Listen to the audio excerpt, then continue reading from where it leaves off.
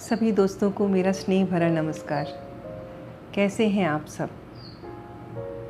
हाजिर हूँ फिर आपके सामने अपनी दो रचनाओं के साथ, जो मन के उन भावों को समेटे हुए हैं जो हम किसी से कहना तो चाहते हैं पर कह नहीं पाते।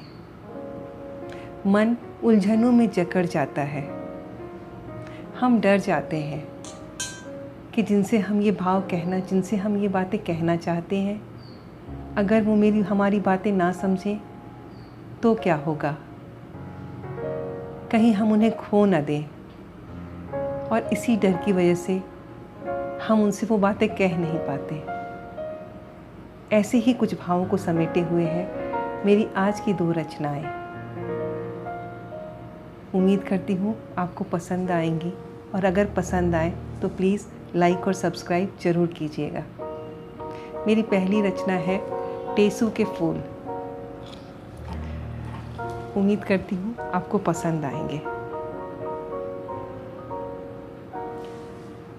सुनो, तमाम कोशिशें की कि प्रेम ना लिखूं, मगर नाकामयाबी ही हाथ लगी है। जब भी मन चंचल होता है ना, प्रेम के अक्षर बादलों की तरह मंडराने लगते हैं मुझ पर। कभी कभी व्यस्त होने के बाद भी जाग जाते हैं कुछ सपने,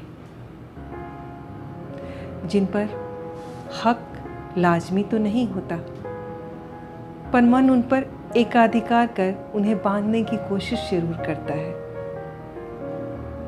तुम्हारा मेरे जीवन में आना महज एक संयोग था या नियति, नहीं जानती, लेकिन ये सच है कि मेरे अधूरेपन को दूर करती हैं तुम्हारी बातें, तुम्हारी यादें। हर रात इनके साथ एक मधुमास जीती हूँ मैं। मेरे मन के आकाश पर यादों के बादल जब घने हो जाते हैं, देर तक खुद को भिगोती हूँ उसमें। तब मेरी पतझड़ से मन पर तुम खिल जाते हो, टेसू के फूल की तरह। एहसास की खुशबू से हर शाख महकती है, और रंग लेती हूँ मैं खुद को उस सुर्ख रंग में, उस टेसू के फूल के रंग में।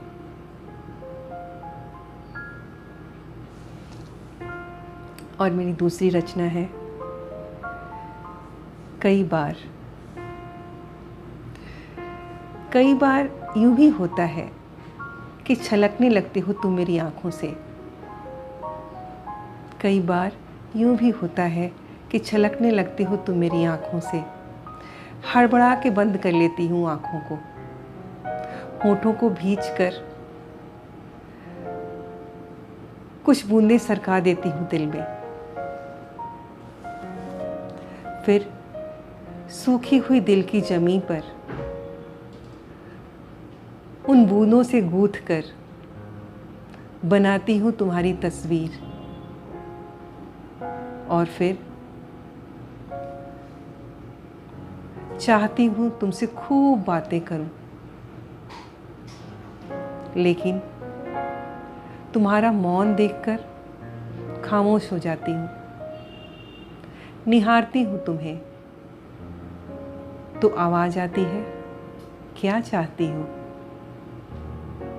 और मैं निरुत्तर हो जाती हूँ।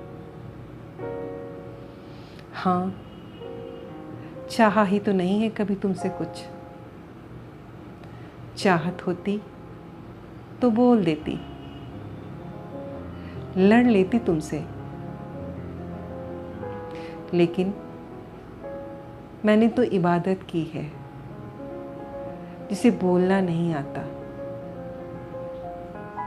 बस तुम्हें जीती हूँ खुद में, बस इतना ही। धन्यवाद।